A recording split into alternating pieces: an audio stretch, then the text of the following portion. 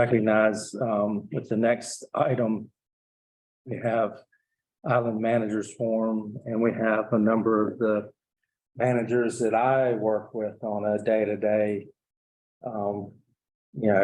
Whether it's dealing with, the club on stormwater management projects, or, with Carrie and the association, Chris with the Old Baldy, and who else?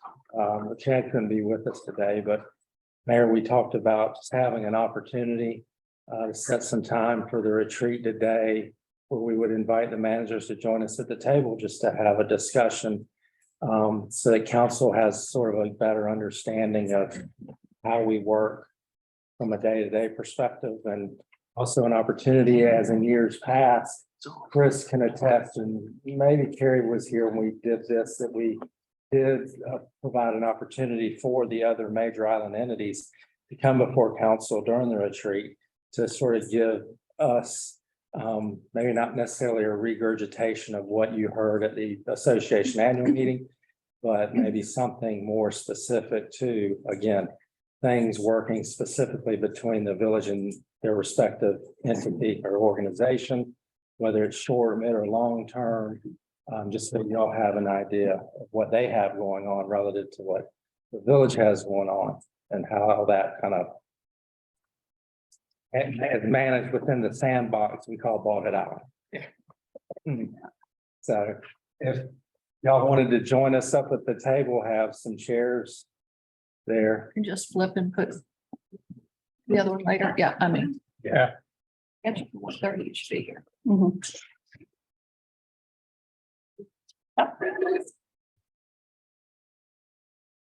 Got a new coat. And the other one, No, that's okay. I'm sorry. that's the other one I was looking to, and I see Beth there, was actually Chris. I'm Chris. Chris unfortunately had to leave, and as I said earlier, Chad had another commitment already on the book, so. Yeah. Mayor, you wanna? Well, just the only thing that, there's, I have my own personal policy of what goes on this island, and my approach to this, this is really serious stuff, but I want to be having fun while we're doing this. So I just want to tell you that, anything that we can do to make this a little bit easier and beat each other, it would be great.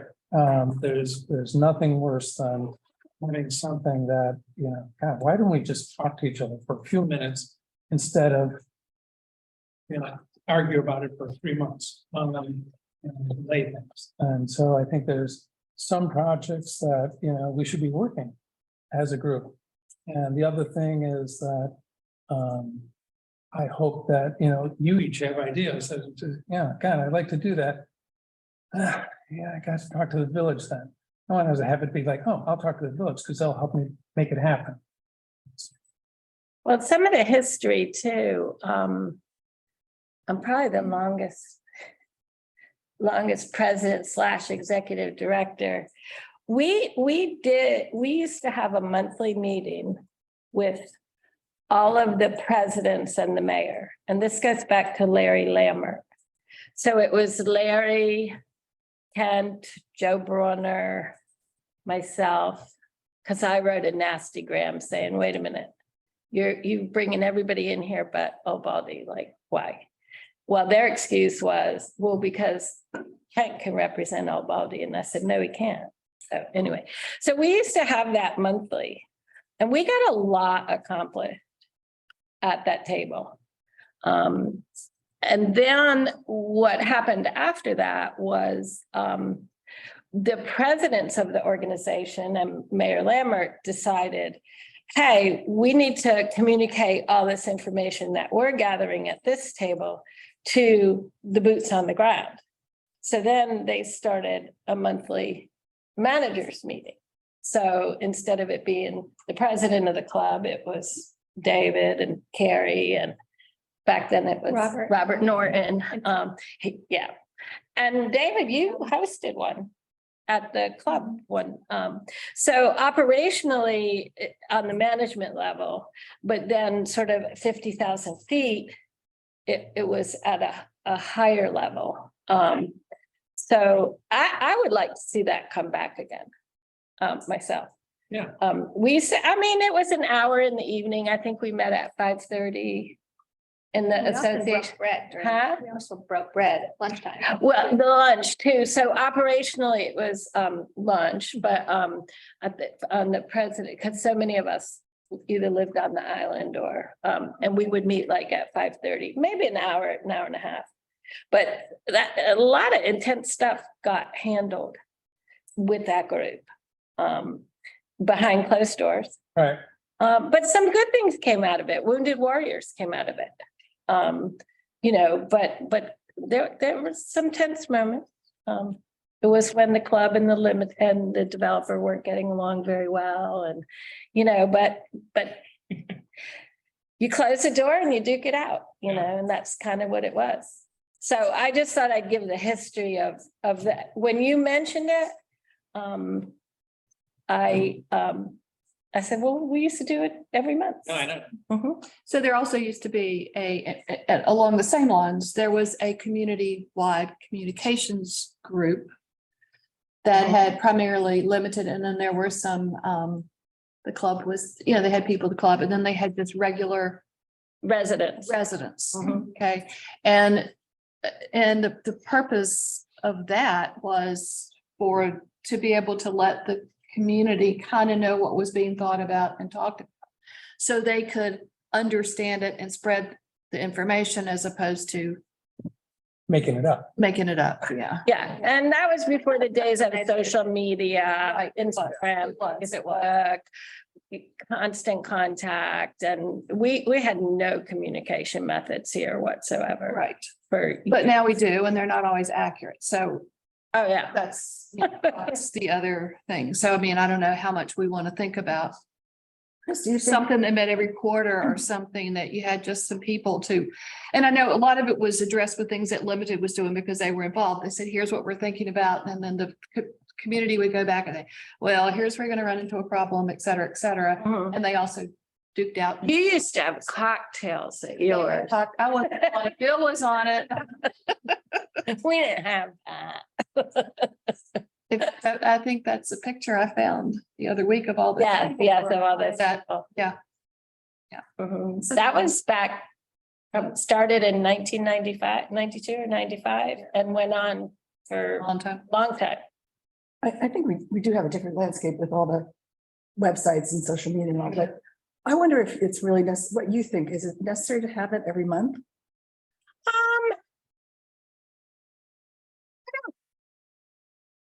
Bi-monthly would, I think we didn't do it in the summertime because everybody got so busy.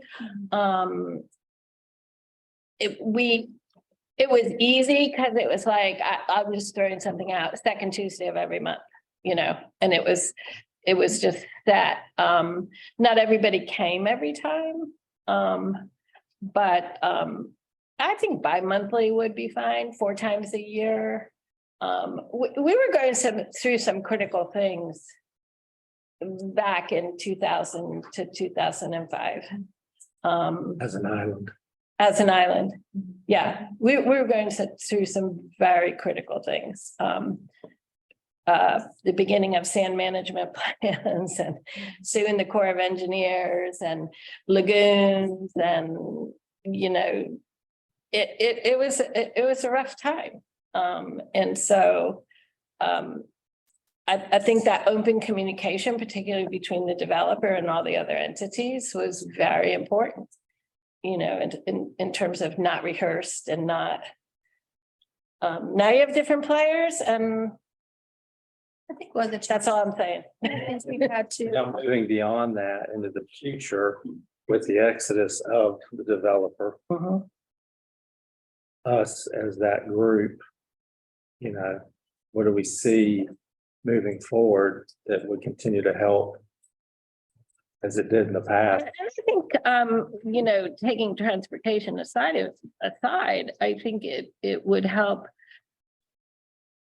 everybody to know when these transactions are coming up or what's being proposed in terms of like this kind of, you know, I don't even know if anybody knew it was on the market, and then it was, you know, I'm just saying it would be nice to know if that can be communicated to this group prior to it.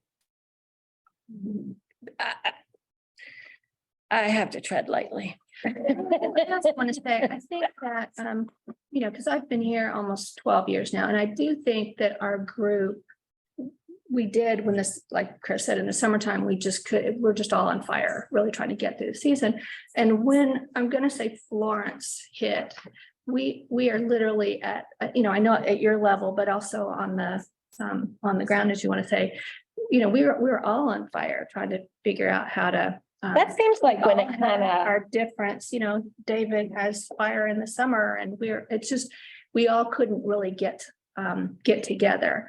But, you know, I also want to say that doesn't mean that we're not talking to each other, you know, multiple times during a week. Because I did want to say that one of our property owners came in late last week, who said that she was really concerned that all of this work is happening and no one's talking to each other. And so I said, no, just be really, really, really clear. We may not be breaking bread, or we may not be sitting down together, you know, quarterly or whatever that is. But, you know, all of us talk to each other very frequently. So we are all still working together on different projects. I may not have sat down with you for months. way too Right. long. Right, too long, exactly. But, you know, I've talked to her about other things, or I've talked to David. So it's, for whatever reason, because I guess we all are on fire, our working relationship has morphed a little bit into kind of in between. But I do, like Chris, I do appreciate having those times together where we're all, so Chris, what's happening with what, or what can I help you with that? Well, and I think to tell each other about what is coming up, Right. instead of trying to put out a fire when it came up. You know, like, you know, I have 8 school groups coming over, and you're over there putting rocks in the thing, and my kids can't get down the street. You know what I mean? Just, you know, I mean, that's Real world events there. my first world problem is 4th graders. So look, I want to make a statement, and I appreciate all of your reaction to it. And I want to build on, Carrie, what you were saying, that, you know, we at council level, we set policy. That's all we're supposed to do. Sometimes we delve into Chris's world when we shouldn't. We try not to. But our goal is to, you know, try to think strategically, try to think long term. And that's where our board chairs and Peter should probably get together once a quarter, something like that. But beyond that, when it comes to implementing, that's your job, right? Your job is to talk to each other and implement, you know, what we at the policy level are trying to steer. And we know we can and should try to work more closely together as, you know, as our individual elected heads get together to try as much as we can to move the island forward in the same direction. But, you know, so other than maybe Peter and his counterparts meeting once every other month, it sounds to me like you guys are talking to each other mostly to get stuff done. And so I'm trying to wrap my head around what really needs to change here, other than perhaps Peter and his counterparts getting together once every other month. Yeah, or something like that. So your question about does have to happen every month, and I don't, you know, you would know. We would never be telling them how often they should be. But I think that, you know, working together is one thing, but there is a demand, almost an implied demand for congeniality to. And so congeniality might be too soft of a word, but when you have a public who's perceiving you guys not talking together. Right. Yeah. That's wrong. You know, it should be totally the opposite. It should be like, oh my gosh, this is great. I mean, all these different organizations, they meet on a regular basis. Once a month, once every 2 months, who cares? And this is what's going on, and they're trying to solve our problems all the time. I think that is, it's not just, it's reality. I think that if you're having the meetings, the perception will follow it and be reinforced. I think that, we've talked about this for, a while now, just the perception of, the village and the association don't get along. I mean, I'm in your office all the time. All the time. And it's, that's the perception, and that's the belief. It's not just a perception. And I do think that when we were meeting those, and I didn't mean to cut you off, Kate, I'm sorry. When we are meeting, last time we were in Horizons, you could kind of see property owners could see that we were kind of meeting at a table, or there was a time we were at Mojo's at the time, and people came in and they were kind of like, oh, what are they doing? Yeah. So I think there is some value to our shared constituents to seeing that we are working together. Mhm. And again, I think it helps to be preemptive. Right. For everybody to know what's coming down my pike. And if it has anything to do with them. I'm always with the village, because usually I want to close roads and Cause problems. cause problems.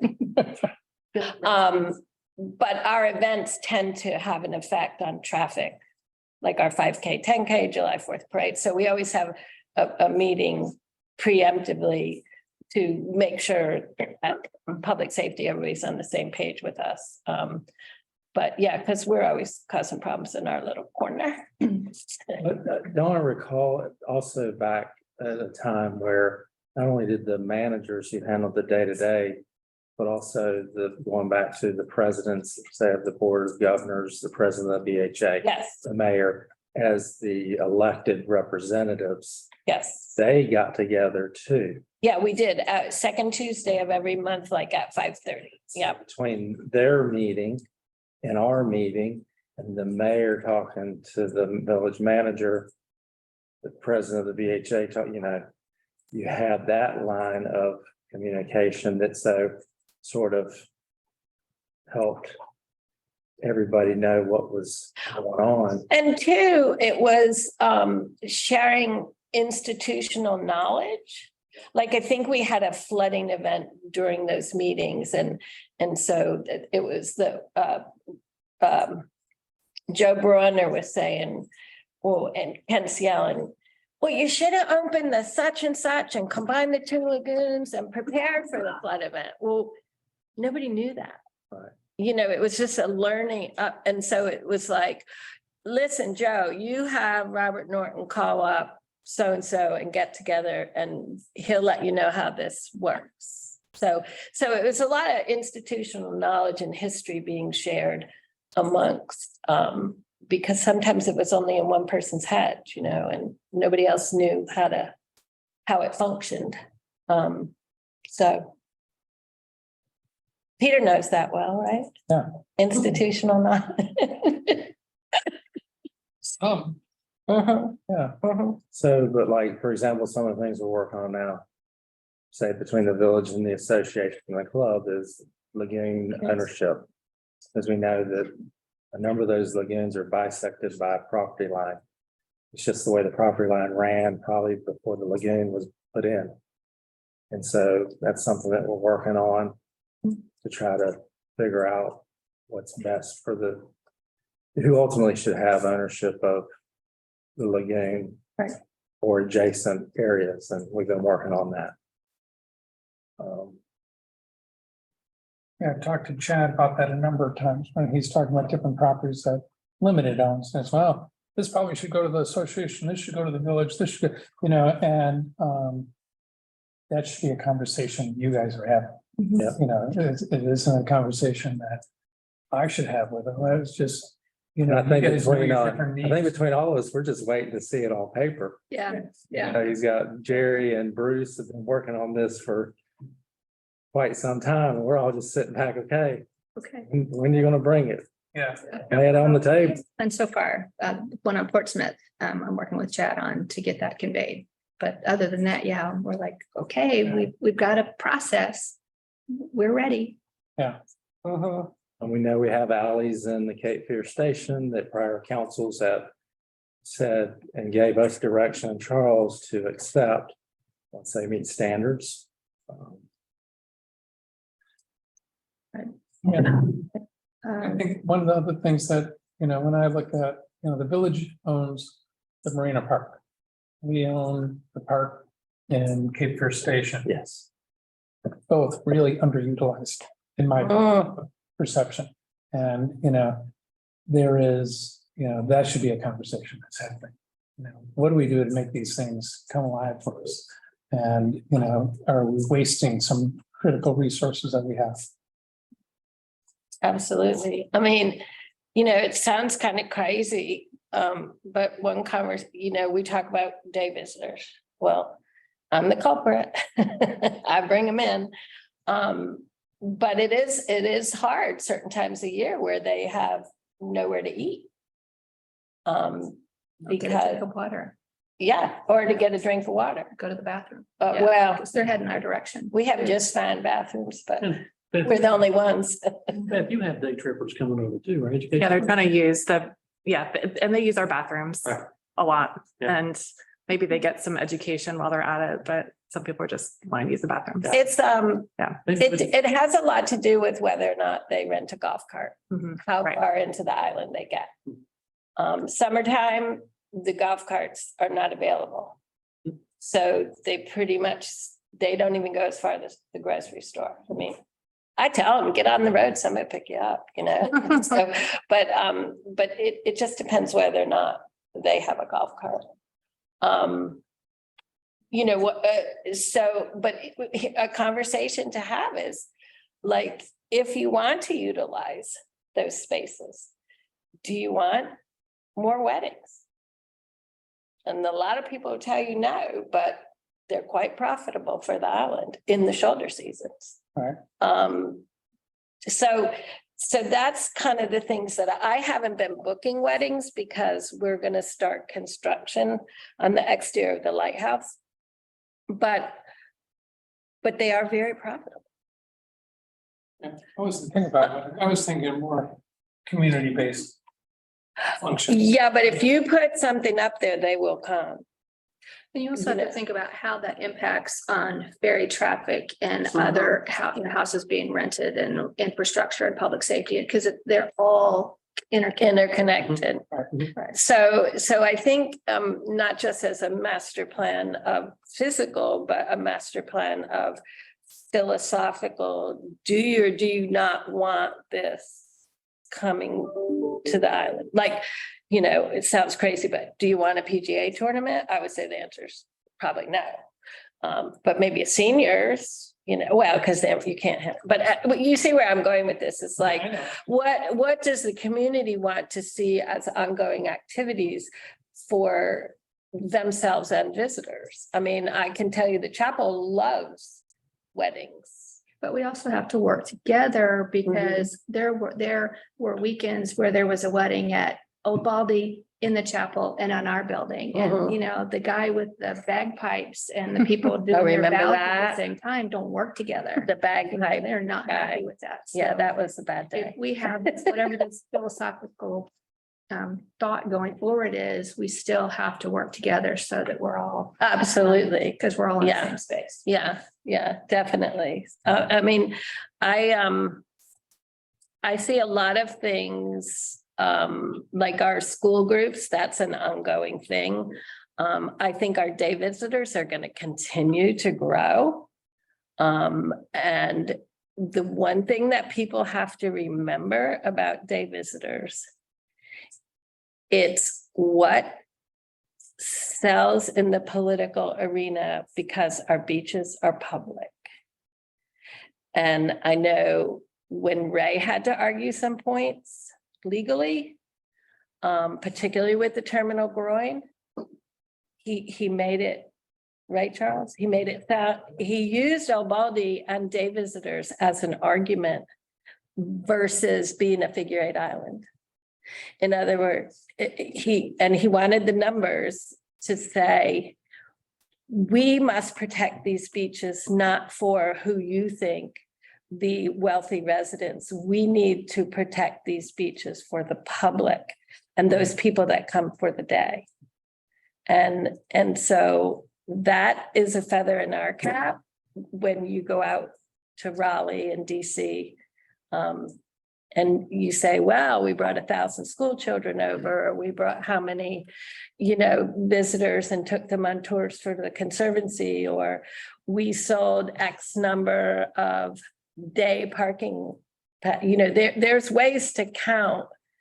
And we don't see every single person that comes just for the day. Sometimes they just want to ride their bikes or go to the beach. So I think we have to be very accepting of our day visitors, and we also have to think about services for them. Because Charles, do you have a comment on that? I agree. We are not a private island, and so we need to be that trumpet legislator. We might seem like a gated community, but if you pay $23 for that gate, you are more than welcome to come. And that said, what I have always wanted is a no frills to the island ticket for day visitor. My guests don't take trams, but they pay $23. Not yet, but they may. They may. What if down the road, we build another 300, 400, 500 houses and we got a lot more people and a lot more day trippers trying to come over? And, do we establish some sort of trolley system to move people around the island? Listen, you go to Palm Beach, you go to Aspen, I don't care where you are, there is a funded transit system. That's what I was talking about with, Yeah. Right. So. Absolutely, So we- absolutely. So just conceptually think about that. Yeah. Thinking about having trolleys running around the island, how it's paid for, we don't know yet, whether it's part of the ferry ticket, whether village taxpayers pay. Well, a part good of the bill. We'll portion of figure it out. a We'll figure it good, out, but- yeah, but a good portion of the ferry ticket is allocated for the tram service. $7 and I forget how much it is and that's the difference between an employee ticket and a general fare. But when you have no frills off the island. Right. I always couldn't figure out why you couldn't have no frills to the island. Where the Conservancy guests the Conservancy would pick them up. They wouldn't use a tram. They didn't bring luggage. They hand carried everything. And I always got shot down on that, but would a trolley be in lieu of a tram? And they pay the same general fare? Yeah, Potentially. potentially, yeah. We're not there yet. We still. No, I'm just still kind of own- throwing it out yeah, there. The transportation system is still owned by Yeah, I didn't want to go there. Transportation Limited, and we got to figure all that stuff out. Yeah, But, yeah. but conceptually, I think I see opportunity down the road. Absolutely, To move in the direction you're talking about. yeah. And, Which is why we're having these. and also I in, think that's why you have that group is because, for example, Yep. Old Baldy and the Conservancy have some potential shared visitors or programming they may want. we do. Or Right. And I have a property owner who just wants to get, having been all day long in Wilmington and at the doctor and Costco, and they just want to get home and they don't want to have to, Right. wrestle with pillows and happy children and dogs. They just want to get home because it's been a long day. Yeah, So how do you put those two together? Yeah, yeah. So it's- I don't know. yeah, absolutely. I think it's, you guys, Monica? yeah, I don't know, Monica and Zeke. I mean, this is something that, the whole understanding that the island is a public island and the beaches are all public, and the whole idea of that we got to do something about our infrastructure, our parking, our roads. And it's obviously already an issue and kind of, something that, Pointing out the political talking points on that, I mean, it's true, right? You want to increase, you want to embrace day trippers, that is what's gonna resonate. Absolutely. That's what resonates. Absolutely. Wealthy owners that want this, it is for the people coming to this public. Right. island. Yeah, we see about 30,000 visitors a year, and my estimate is half of them come for the day. The rest are vacationers, property owners. We're getting ready to expand, and I would not be surprised to see our visitorship double with a new facility. Mr. Sawyer, sir, you've been very quiet. I know. You will Share some thoughts. I guess, number one, thank you, Mayor Quinn, Chris, and council for giving us a chance to be here this afternoon. I want to give a shout out to Brian Mullins, our general manager from the Shoals Club over there. we both found this morning to be tremendously interesting and valuable. So much wonderful information, especially when it comes to beach erosion, which really hits home for the Shoals Club.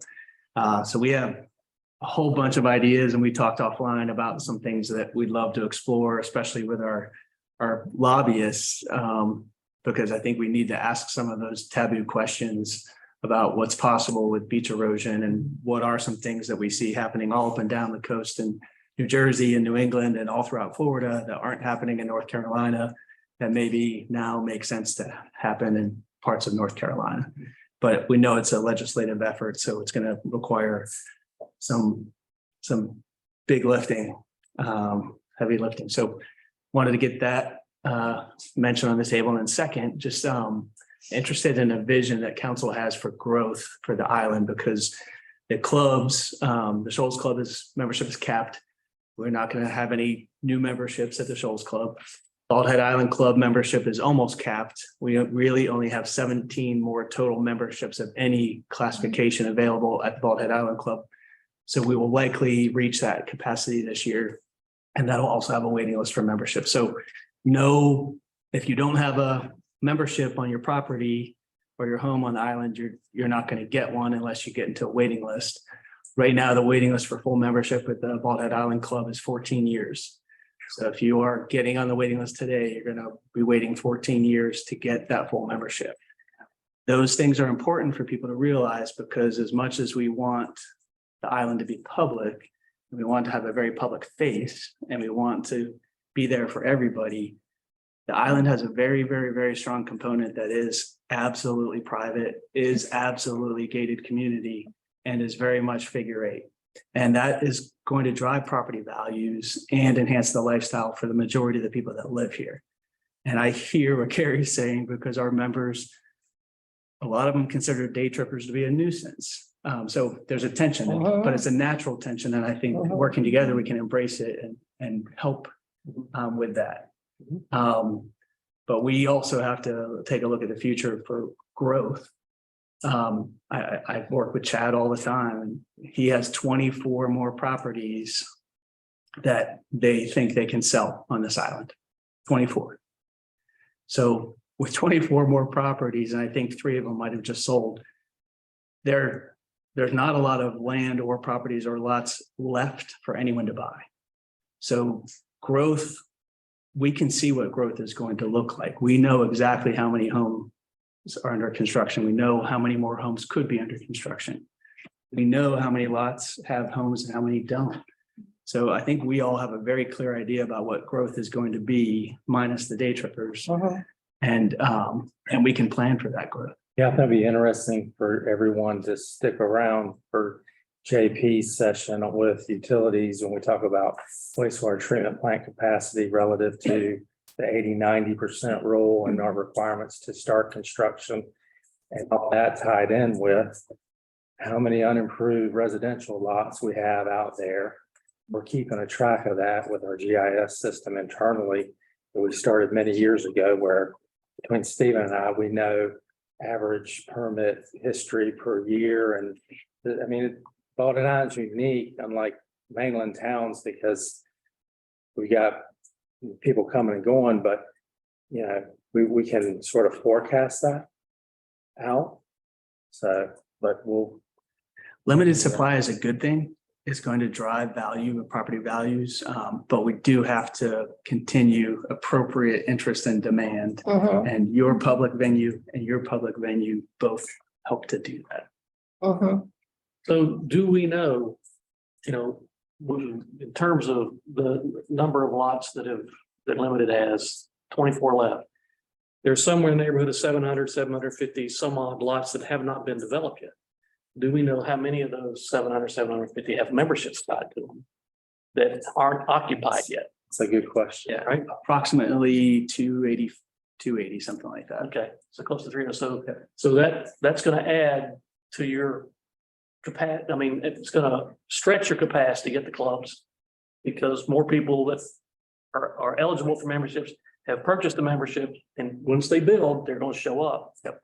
But the other 400, 450, those lots are, What happens to the value of those now that there's no way they can get a membership? I mean, the person who bought it initially didn't have a membership on it. They knew when they bought it, they had 60 days to get it. And if they chose not to get it, they knew what they were buying.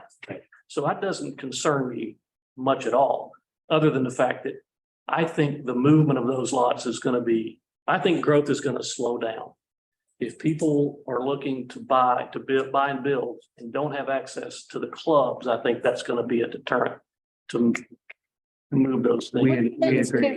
What happens to the resigned now that, The current club policies are still 5 net new members in, 1 member out. So we are working with the board and some attorneys on changing those. So there's a mechanism to refund those on the resigned list. or to get them sold to other people? I mean, that's what you want as members in those seats, right? We Fair enough. don't, we're full. Uh-huh. We have capacity issues at both clubs. All right. And so we don't want more members. Mhm. We are reaching the appropriate capacity to be able to service our members. We would need additional amenities, which both clubs have limited land for additional Mhm, amenities. Not to say that we don't have plans for some. I'm happy to talk about the ones that are starting this year, which will increase parking, which will increase recreation amenities for folks in the island. Mhm. But yeah, we won't be selling resigned memberships to other buyers. So the cap that you're at now was not the original forecasted number of memberships? The original that the developer had was for 1,600 Uh-huh. and we're at 1,350. Oh, okay, Yep. okay. Then the numbers start. Yeah, and y'all like it at 1,350, Yes. Yeah. Yeah, just checking. yeah, yeah. I mean, it's too compacted at certain. Yeah, criteria, yeah, as yeah. You understand. Yeah, But we're able to manage with that amount. yeah, And we have to also cap the number of guest memberships to visitors to the island in peak season because we couldn't handle the unbridled amount that were coming in a few years ago. yeah. There's only a limited number Right. that can come in, and that also changed the dynamic of rental homes on the island and folks that participated in the rental program. Yeah, And if we have 300 more homes that get built and those families and their guests and their renters start accessing the clubs, that's going to be less space for guest members in the future, which will be less rental opportunity, which will again cause a different dynamic on the island. But that also makes some of your members unhappy, right? Because they have rental properties. Exactly. I had this, I don't know if this is the place to have this question, but I have always had a problem with these houses putting 16, 18, 20 people in them when they're like 4 bedrooms. And I think I had this discussion with Chris. It taxes every system on the whole island is there any legal way to put a capacity on vacation rental homes? The clubs put a governor in place for guest memberships that the number of people can't exceed more than 2 times the number of bedrooms Right. plus 2. So a 4-bedroom house can have a limit of 10. 10, And that is across the board for Good for both you. clubs for all Yeah. programs, and that is helping. But you're right. There So I think was abuse. it taxes the solid waste, it taxes the water and sewer, it taxes the ferry. And Taxes the neighbors. it takes it taxes the neighbors. I just feel, Came up before, actually. Yeah, it comes up, this comes up periodically. I mean, there's always, and it really comes down to how do you control that? I mean, I think Federal agencies I don't. think you can do it. It's the enforcement part, because I think Low and Rock has done something to that effect. We need the rental But I'm not agencies to work in collaboration with us. And they generally don't, they let the renters go in. What happened, I saw the house that was next door to me. 1 family had rented and then 3 families had split the rent. Right. It was a straw man, if you will. And, the kids would be running all over the dunes and. and it kind of changes the dynamics of the guest. When you're jamming, all these people. I know as a realtor, and when people ask me about renting and they say, oh, so-and-so said this could sleep 14 people. I said, you still only have one washer, one dryer, one dishwasher, one sink, one stove. You know, it's not a hotel, you know, and so if you want that kind of abuse on your property, go for it, but it's just not healthy. I know as far as long-term rentals, there are cities, you know, as far as how many different households can be in the same house. But I say, you know, you slap $1,000 fine onto somebody the first day they're there because the next door neighbor said there's 20 people in there. They'll think about it. I mean, Way the club has worked out the maximum numbers, everybody has photo ID. So you can't like swap and have Mary go into that. good, yeah, Go in tomorrow, you know, it has. yeah. Everybody's got ID and you know who it is. Yeah. That helps a bit. But I don't know how the village would be able to do anything about that, or whether rental agencies can even do anything about that.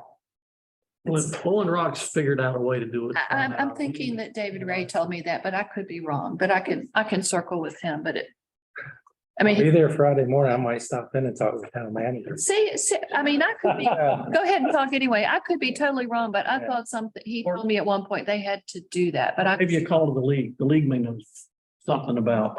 Oh, yeah. Well, maybe you and your contacts. I don't know off the top of my head, but certainly look into it. Yeah, but that is a conversation that pops up at least every 2 years. Yeah, yeah. It certainly, to me, having watched this island for 24 years, I feel like that is one of the major problems of the island is loading up these rental houses.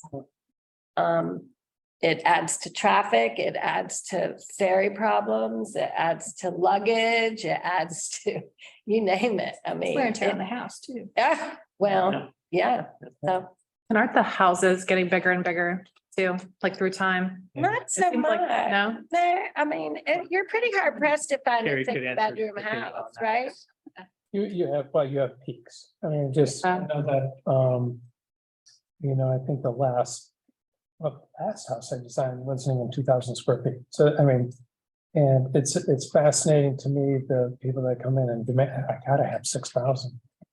What? For what? And, so you have some peak houses that people are trying to build. Mhm. And, but I think your standard house is 2,400 square feet plus or minus. Well, Or How Mag, many bedrooms? Like, I think you're hard pressed to find a rental house bigger than 6 bedrooms. There's only a couple. There's only a couple, right? What they do is they put 4 bunks into one, you know, it looks like a dormitory and they, you know, smash those kids in there.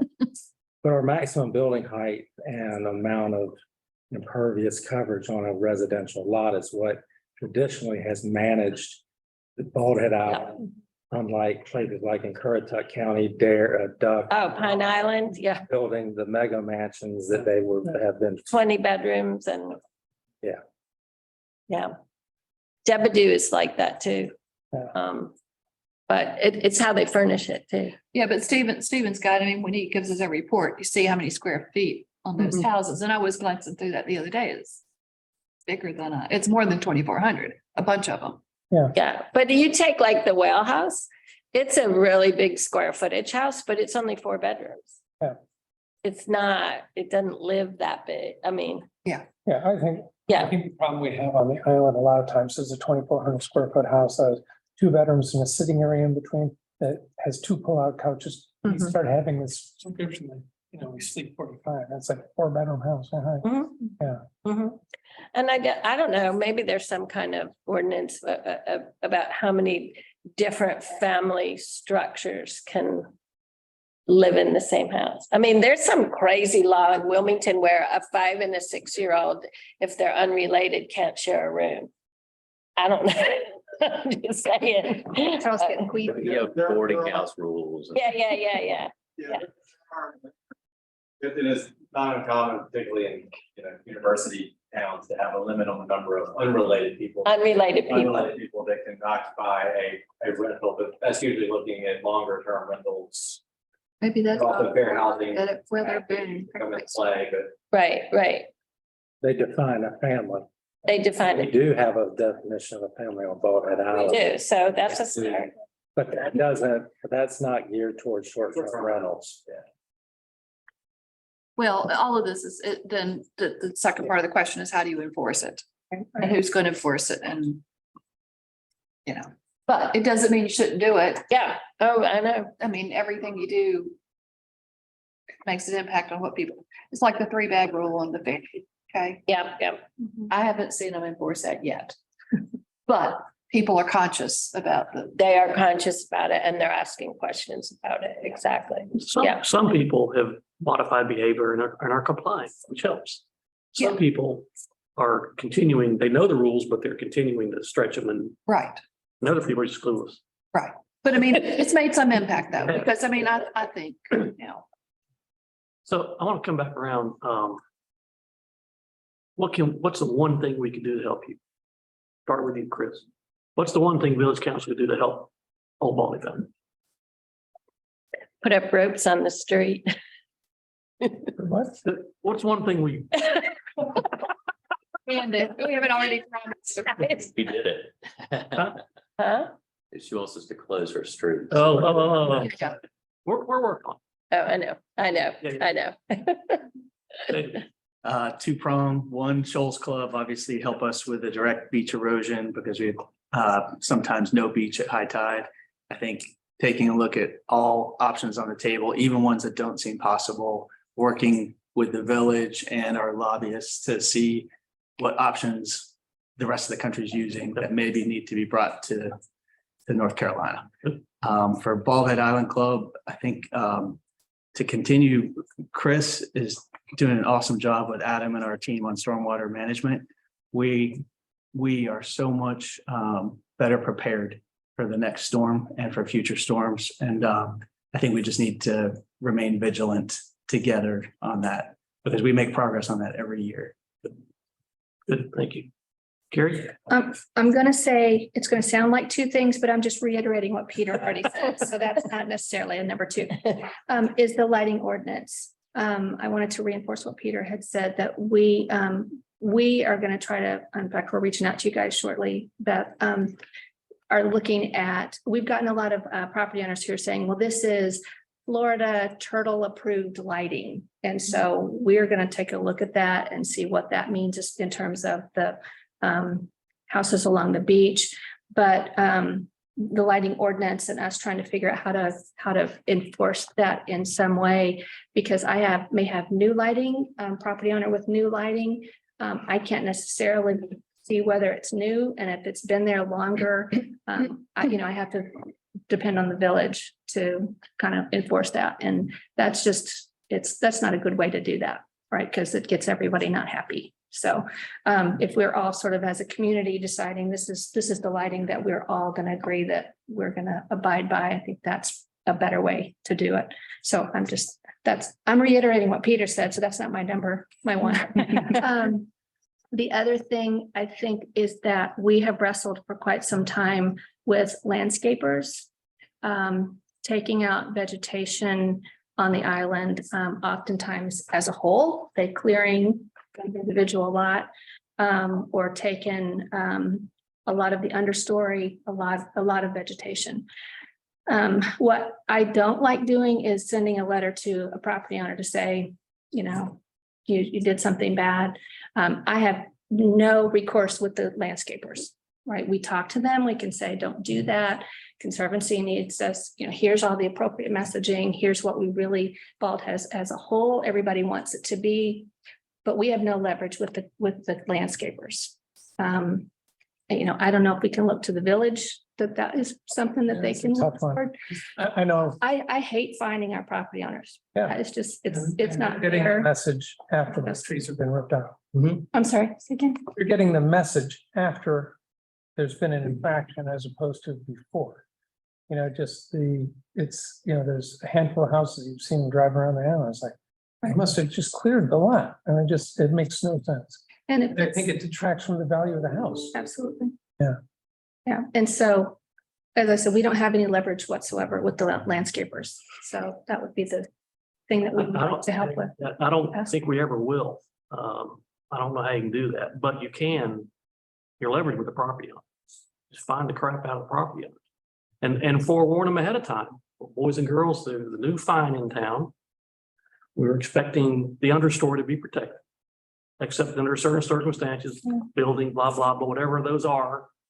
And then if it happens, Well, I think. word will get out. I mean, in fact, the last newsletter, you had a whole nother thing, and I don't know how many you've done about understory, you know.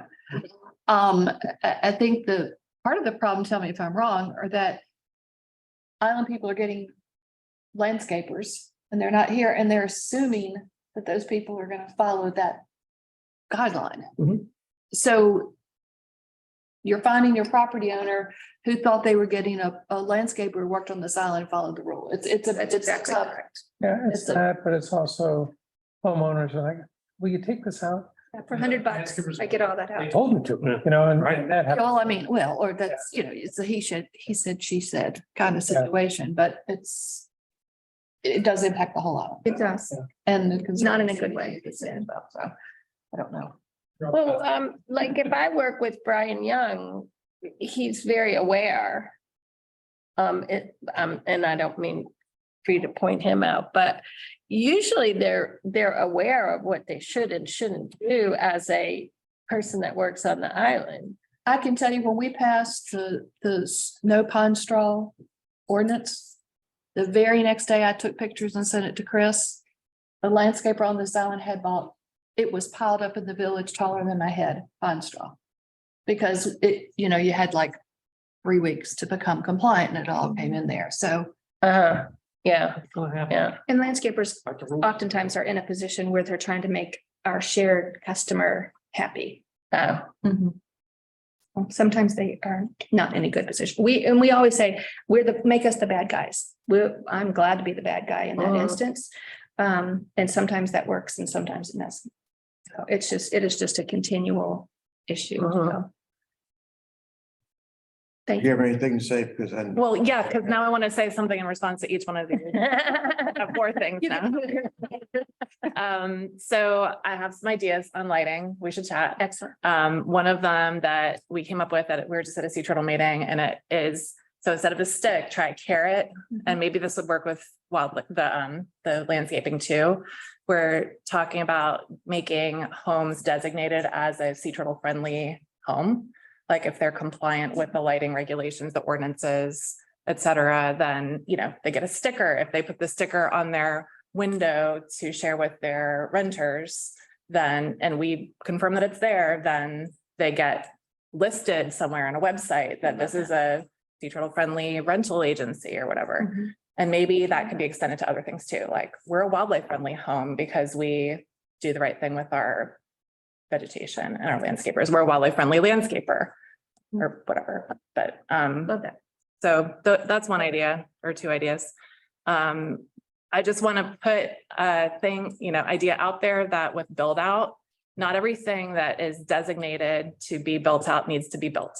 So it could be also designated to conservation property. Someone would need to buy it, or there would need to be an arrangement made. But that would take care of a lot of our problems if we don't actually put people on those properties, but leave it for conservation preservation. And I think it would help a lot with aesthetics. And you know how it is when you're driving down the road and suddenly like that lot is cleared. Yeah, it was designated for building. I wasn't aware of it. And now I'm mad because that was a pretty spot, but I don't think it's inevitable as as we think it is. But I think it has to be very intentional to let's put some of these aside for preservation. And then we would love to be involved in conversations about the shoals, because that's super important sea turtle nesting habitat. And, unfortunately there were impacts on nesting sea turtles from the wall, but is it from the wall or is it just because there's no beach there? It's hard to tell. We need beach there for the sea turtles too, but we want a solution that is the most amenable to, this is one of the capes in North Carolina are like the 4 places where the sea turtles nest the most. So we need to preserve the shoals for the sea turtles. Great. Please include it. Absolutely. Well, what I find is interesting is the first 20% of the conversation was, you brought up historically, how the groups would talk together to resolve problems. The last 80% of the conversation was all the problems we need to resolve. Yeah. So let's go back to the first 20%, because the conversation here once is not going to do it. Mhm. I think it's a very good idea. Somehow we ought to embed that process for various groups at the elected level and at the staff level. Who cares about how often? And the big picture is the last 8% of the conversation just verifies the first thing you said an hour ago. Mhm. So what we ought to do is try to figure out how to embed that in the I'll process. do it. I'll work on it. I'll reach out to my colleagues and I'll volunteer to do that. Get us started. Right? At the staff level, Yes, sir. That's what I was gonna say. Yes, you want to handle the CEO level? Yes, Sure. he does. He does. Sure. Hi. Yeah, there you go. Yeah, I guess we can make decisions here, can we? No, and if you don't have an embedded process, things don't happen. Yeah, It has to be a process. And it would seem like, start with, let's have the first one, and then let's talk Right. about when we might need to have the second one. Well, I mean, we just didn't have the first one, but then we had the first one. Yeah. right. Mhm. I think that was, Mhm. I do think, Encourage. when you guys are talking, I was listening to you, Beth, and I was like, wow, there's this synergy between, okay, I got. It's not just the Shoals Club that's in problem, is in trouble as a sea turtle happening. Mhm. The visitors are being affected because they're coming to, to go to the conservancy or to the whatever. But these are all tied together problems. So when you look at them that way, it gives our Washington people a lot stronger argument for going forward.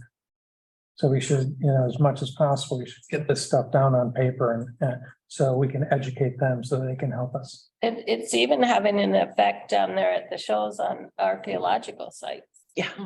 Mhm. Did you ever You've got a historic, Something.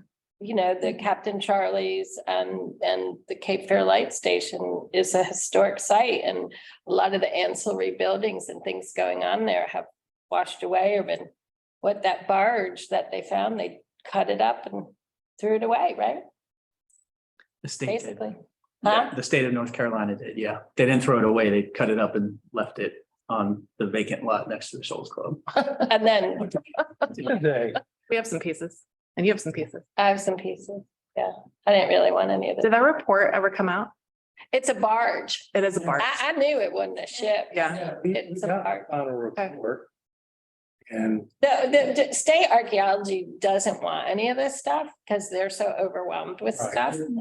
They don't want it. significance of it was less than, and, Yeah, but that's news to me that it was left behind because Island Contracting was paid to. Island Contracting cut it up. They cut it up and they moved it to a safe place on the lot next to the Shoals Club where we wouldn't have beach goers getting Yeah. into danger. But then there's other brick foundations down there that is believed to be a kind of Roman bath. Well, that's what they called it, but basically it had no septic or anything. It was at the high tide line. So you would use the bathroom and then the tide would, Hmm. but they believe that that is the bathhouse for the light saving station that burned down and for Captain Charlie's. That's the bathroom that they shared. You're talking about that bricks. The brick tilings.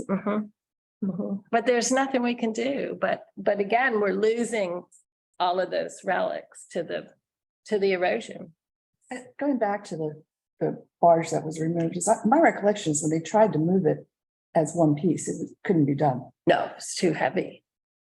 Far too heavy, but they did a modeling of it. And the 3D modeling, the problem was, it was just a flat bottom. I said, this can't be a boat. And it turns out it was a barge. And it could have been a barge around the era to help with Cape Fear Lighthouse and Captain Charlie's and the life-saving station, which is precursor to the Coast Guard. Because a lot of stuff had to come into that end of the island. That's why I think it's a barge. And Steve, the state archaeologist thinks it's a barge too. So, yeah. Before we do. Kevin, Carrie, we might want to include the chapel from a staff standpoint initially, let them decide if they want us to continue to meet. And you reach out to Uh-huh. the chapel board head and invite them to, because a lot of this stuff may not mean much to the chapel, but certainly the wedding issue, Absolutely. yeah, is worth coordinating on big time, but a lot of this other stuff, I don't know. In fact, but let you guys decide. And thank you for letting us come today. Yeah, thanks. This is good, thank you. We provide good entertainment, right? And do have your meetings in public. For sure. Thanks. Yeah. Thanks so much. Thank you, but I would also say, when you do have meetings and you come up with ideas, communicate. That's Yeah. huge. Yeah. Okay. Mhm. great. Thank you. Yeah.